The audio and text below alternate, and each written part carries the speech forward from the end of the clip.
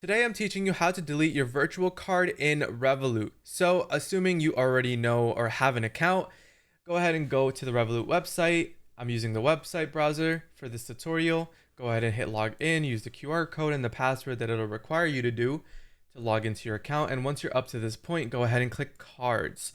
So here you get a list of every single virtual card that you have access to on your Revolut account.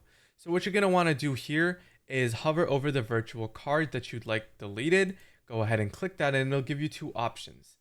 This is the option you want to click. Make sure you click the settings, not the freeze. After you click the settings, you can see here you can easily terminate the card by just simply pressing this button.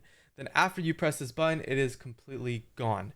But keep in mind there are some issues with this. So if you have active subscriptions using this card and it's a continuous subscription, those payments will obviously fail. So keep this in mind and make sure everything it's linked to is already taken care of or you're okay with these failing.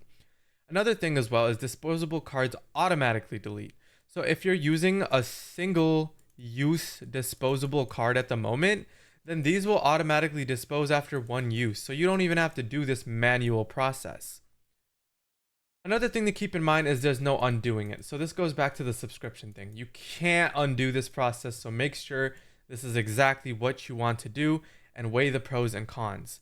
There are card limits because on the free plan, you can only have one virtual card, especially on the free plan. Deleting old ones helps if you're using that limit, as you can replace it with a brand new virtual card.